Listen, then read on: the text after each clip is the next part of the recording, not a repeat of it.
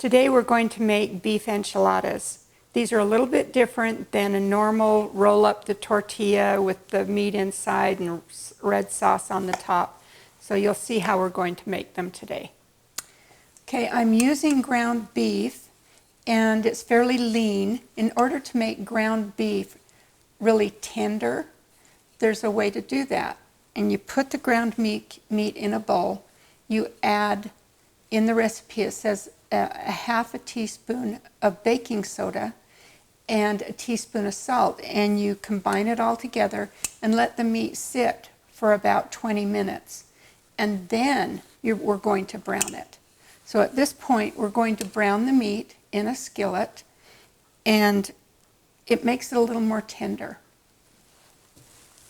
Okay, we have the meat in the skillet and we're going to break it all up and brown it until it's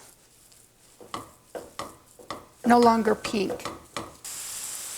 All right, our beef has been browned. There's no more pink in there. So we're going to remove that and put it in another bowl or a plate or whatever you want to put it on with a slotted spoon.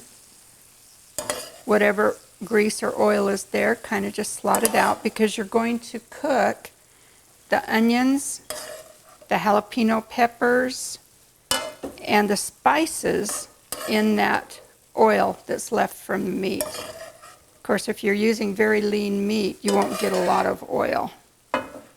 Okay, I've chopped up very small pieces, a medium-sized onion, and I'm going to pour that in to the skillet that has the meat juice in it. And we're not going to brown any of this, but we're going to cook it for just a few minutes to get the onion to soften. And in that, I've also cut up one jalapeno pepper. No seeds, just the jalapeno pepper. And if you like it spicier, you can go with 2. Or you can go with the serrano pepper, which is even hotter than a jalapeno. And that needs to be softened as well. I also have 3 cloves of garlic that I'm going to add after this is softened up a little bit. I don't like to cook my garlic very much because it makes it bitter. So wait and add that after the onions have softened. The onion has softened, the jalapenos have softened a bit. I'm going to add my garlic. And again, we don't want to brown any of this, we just want it to soften up. Now, I've added together all my spices. I have 3 tablespoons of chili powder. I have 3 tablespoons of flour, and there is some oregano. There's a half a teaspoon of dried oregano and a teaspoon of ground cumin. And I'm going to add this all to the onions and stir it together. Okay, so this is all in there. And to that, I'm going to add 2 cups of chicken broth and 8 ounces of tomato sauce. Now we'll just let this simmer a little bit until it's all mixed together. And then we'll add the meat to that. So right now it's all combined. And now we'll add the meat.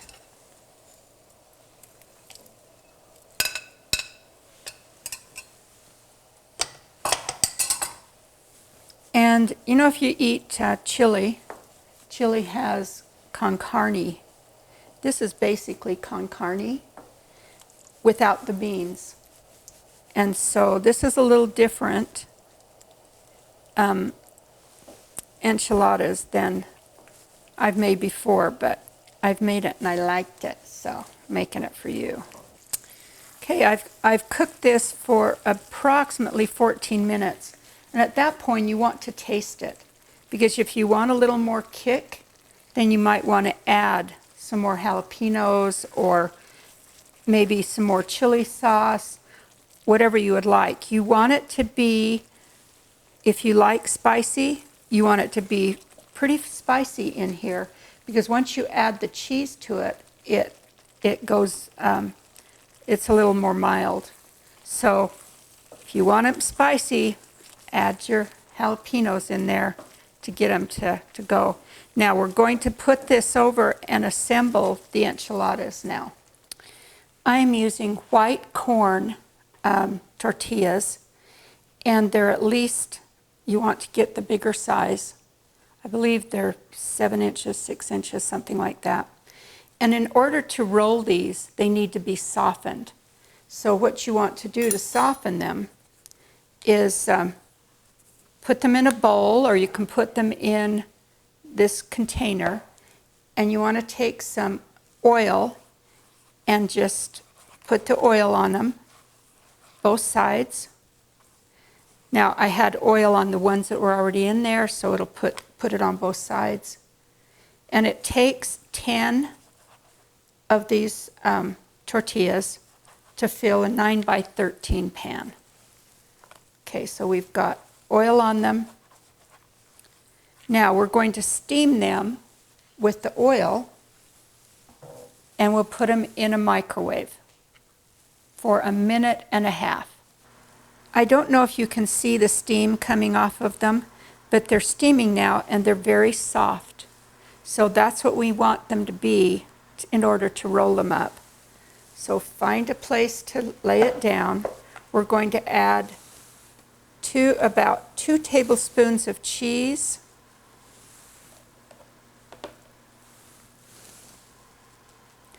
And approximately 2 tablespoons of the chili mix.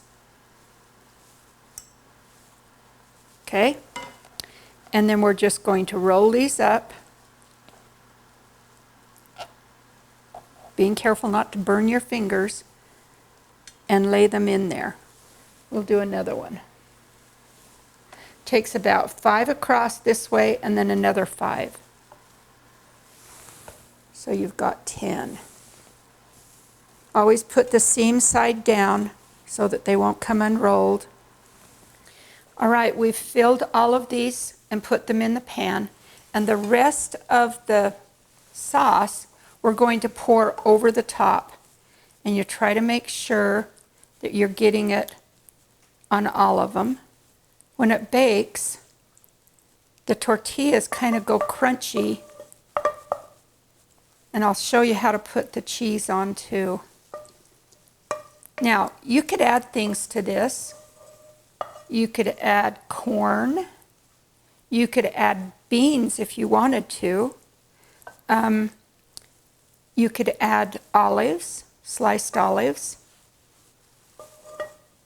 But it's good this way too.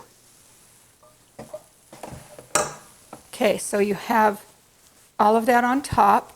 Now the rest of that cheese I'm going to place in here, and I like to place it kind of between the enchiladas in there, kind of make a line. And the reason I do that is I like those tortillas to get crunchy when you eat them. Now, this recipe can be made ahead of time. It can be made the day before, and you seal it with some aluminum foil, put it in your fridge, and keep it sealed until you're ready to cook it. You cook it at 350 degrees until all of that's bubbling and boiling, approximately 30 minutes.